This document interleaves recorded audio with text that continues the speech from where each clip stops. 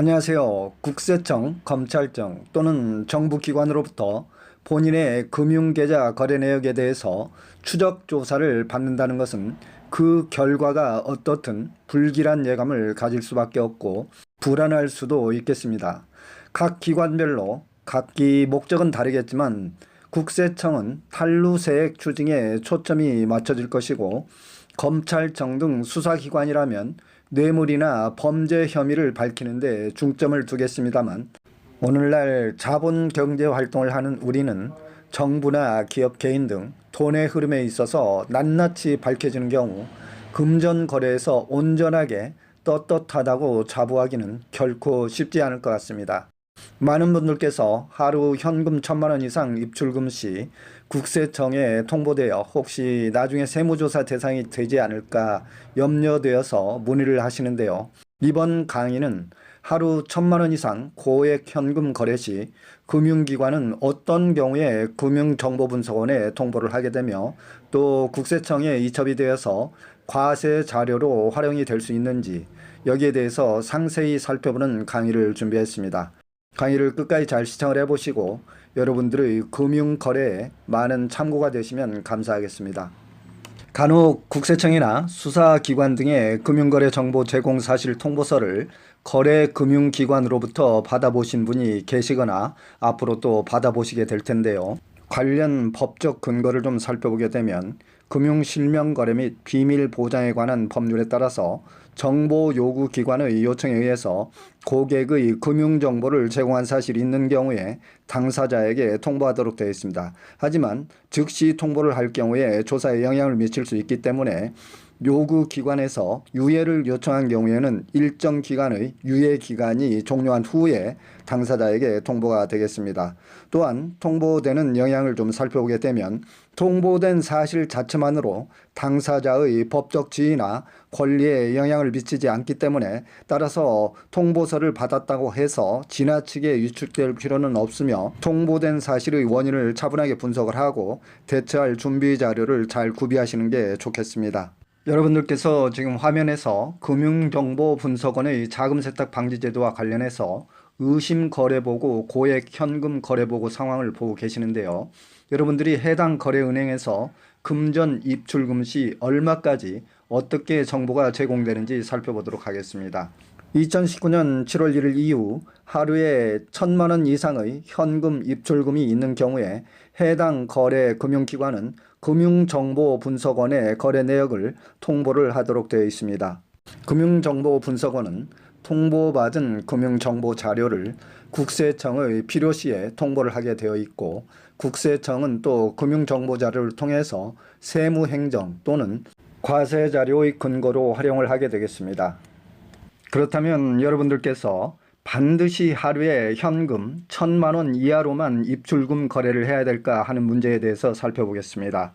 여러분들이 1,000만 원 이상의 현금 거래를 하는 경우에 있어서 금융정보분석원에 통보는 되겠지만 모든 금융정보가 국세청에 전부 통보가 되는 것은 아닙니다. 통보되는 자료로서는 첫째는 자금 세탁 의심 거래 혐의가 있다거나, 또는 국세청, 관세청, 검찰, 경찰 등에서 조사 또는 수사의 목적에 필요하다고 인정을 해서 요청하는 경우에 해당이 되겠습니다. 엊그제 어떤 분께서 아파트 분양대금의 중도금을 치러야 되는데 1,000만 원 이하로 쪼개서 납부를 해야 되느냐고 문의를 주셨는데요. 굳이 여러분들께서 지레 미리 겁먹고 큰 돈을 분할하실 필요는 없겠습니다. 정당하고 떳떳한 자금 거래라면 전혀 국세청을 두려워할 필요가 없다는 말씀을 드립니다. 국세청 측에서도 아무런 이유나 혐의 없이 하루에 수없이 수천만 건의 거래하는 현금을 일일이 확인할 필요성도 없고 또 그럴 시간적 여유도 없는 것입니다. 또한 통보유예제도라는 것이 있는데요. 혐의 당사자에게 관련 사실을 통보를 하되 증거인멸 등이 우려될 경우에 최장 1년까지 통보가 유예될 수도 있겠습니다. 따라서 여러분들이 금융기관 등에 의해서 통보를 받지 못했다고 하더라도 통보유예제도에 의해서 국세청이나 수사기관 등이 여러분들이 알지 못하는 사이에 세무조사나 또는 수사와 관련된 조사가 진행될 수도 있다고 이해를 하시면 되겠습니다. 저희 산울TV는 정부의 부동산 세금 정책과 각종 생활제도 변경, 동남아 여행 정보, 은퇴 생활 정보, 자격증 정보 등 일상생활에 필요한 정보를 신속하고 정확하게 전해드리는 채널입니다.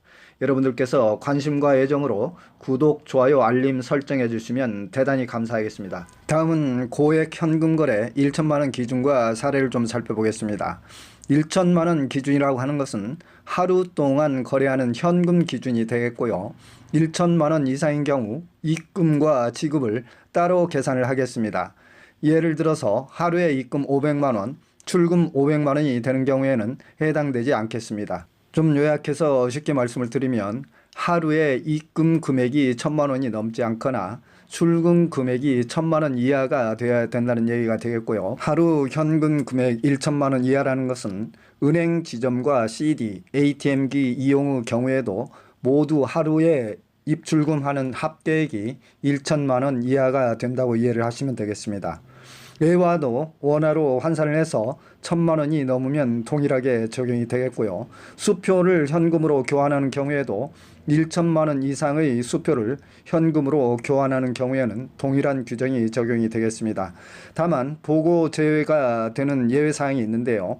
세금이나 전기세, 공과금 등을 수납하는 경우나 자신의 통장을 온라인으로 타인 계좌로 직접 보내거나 또한 인터넷 뱅킹이나 스마트폰으로 송금 시 제외가 되겠으며 물품 대금을 현금으로 거래하는 경우 또는 예금 출금 시에 수표로 인출하는 경우에는 제외가 되겠습니다. 다음은 국세청에서 금융정보분석원의 금융정보를 각종 세무조사와 국세 체납자의 체납 처분에 어떻게 활용하고 있는지 살펴보도록 하겠습니다.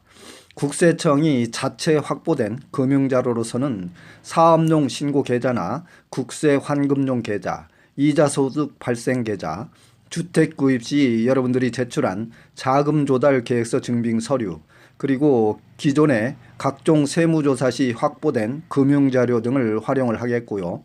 그것도 부족할 경우에는 추가 금융자료가 필요한 경우에 금융정보분석원의 현금, 입출금 등 금융거래정보 자료를 적극 활용하게 되겠고요. 그리고 특히 국세청에서는 PCI 조사, 즉 소득지출 분석 시스템 제도를 많이 활용하고 있는데요. 소득 총액 규모보다 재산 증가나 소비 지출액이 더 많은 경우에는 세금 탈루 의심으로 조사 대상 선정 가능성이 있겠습니다. PCI 조사를 여러분들께 좀 알기 쉽게 설명을 해드리자면 A라는 고소득자가 있는데 그 사람이 국세청에 실지 신고한 소득세 신고 규모는 매우 작은 규모인데도 각종 부동산이나 주식 등 재산 취득 규모와 신용카드 등 소비 지출이 월등히 많다면 그 사람은 세금 탈루 혐의로 의심을 받게 된다는 것이 되겠습니다. 국세청은 여러분들의 금융거래 내역에 대해서 어떤 경우에 세무조사를 하게 되며 또 어떻게 금융자료를 이용해서 세무조사의 과세자료로 활용이 되고 있는지 살펴보도록 하겠습니다. 어떤 경우에 누가 국세청 조사를 받게 될까? 질문사항을 좀 살펴보겠는데요. 자금 조달 계획서를 땡땡땡 작성을 했는데 조사받게 될까요? 자녀의 부동산 취득이나 전세 자금을 증여 공제 한도까지는 증여를 하고 일부는 차용을 해줬는데 괜찮을까요? 또는 자녀나 가족 명의로 주식 펀드, 적금, 가상화폐 등을 투자를 했는데 혹시 나중에 무슨 일이 있을까요? 여기에 대한 답변을 드리자면 97% 정도는 별 문제 없이 지나가겠고요. 실제 국세청 조사가 이루어지는 경우는 1% 미만이며 약 2% 정도가 서면 조사 등의 자료 증빙 제출 소명 요구를 받을 수 있다고 보시면 되겠습니다. 그 이후로는 현실적으로 국세청 인력이 전 국민의 모든 재산 취득 사항에 대해서 조사할 수 있는 여력이 되지 않으며 또한 국민들의 사적 재산권 행사에 대해서도 지나치게 정부가 간섭하는 행위는 자본 경제 시장의 자율성을 해칠 수 있기 때문에 최소한에 그쳐야 된다는 시각을 갖고 있으며 일단 조사 대상자로 선정되어서 조사를 하는 경우에는 국민들이 경각심을 깨우치고 파급 효과를 높일 수 있도록 매우 강도 높은 세무조사가 실시된다고 이해하시면 되겠습니다. 여러분들께서 설마 내가 조사 대상이 되겠어? 별일 없겠지 하고 무심코 지나치다가 나중에 어떤 사유로든지 조사를 받게 되면 그동안의 모든 부동산의 거래 내역과 자금 흐름에 대한 금융 추적 조사를 받을 수 있기 때문에 평상시에도 가족 간의 돈 거래나 또는 예금 계좌 입출금이나 자금 이체 시 본인 계좌 이외의 타인 자금을 함부로 입출금하는 행위는 매우 조심스럽게 주의를 하셔야 되겠습니다. 다음은 상속증여세의 부과 제척 기간을 좀 살펴보겠습니다. 일반적인 경우에는 부과할 수 있는 날로부터 10년간인데요. 부과할 수 있는 날이라는 것은 신고기한 다음 날인데 상속세 신고기한은 상속 개시일이 속하는 달의 말일부터 6개월이 되겠고요. 증여세 신고기한은 증여일이 속하는 달의 말일부터 3개월 이내가 되겠습니다. 또 무신고 또는 부정행위로 인해서 상속증여세를 포탈한 경우에는 다음에 해당하는 경우에는 이를 부과할 수 있는 날로부터 15년이라고 되어 있는데요. 즉 여기에 해당하는 자는 납세자가 부정행위로 상속증여세를 포탈을 하거나 환급 공제받은 경우, 법정 신고기한 이내에 신고서를 제출하지 아니한 경우, 법정 신고기한 내에 신고서를 제출한 자가 허위 누락 신고를 하는 경우 등이 되겠습니다.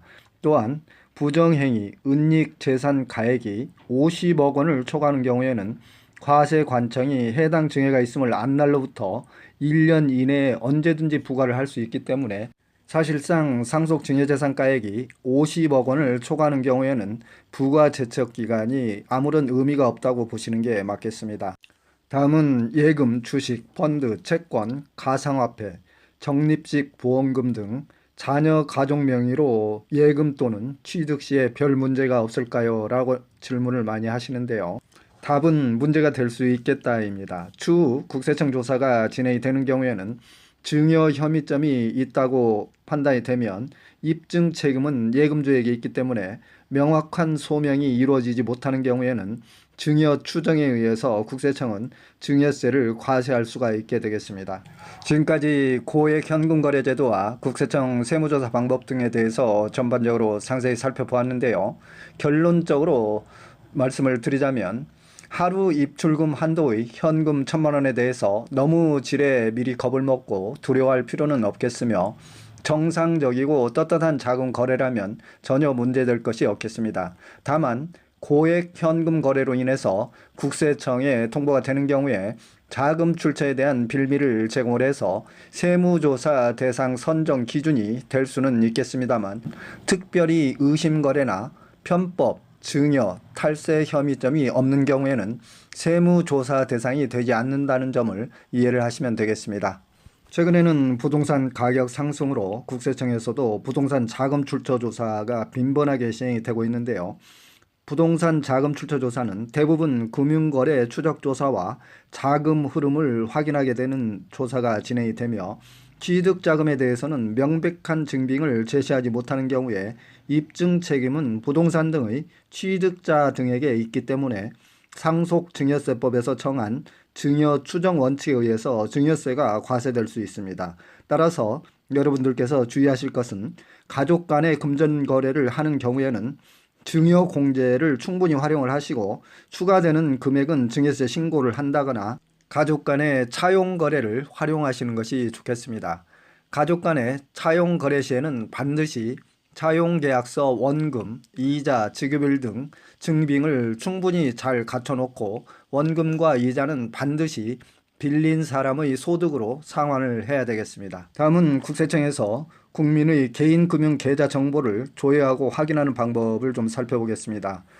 계좌를 조회할 수 있는 근거로서는 각종 세무조사 시 국세청은 과세 근거 확보를 위해서 상속, 증여자, 체납자의 금융재산 현황을 확인 조회할 수 있는 것이고요.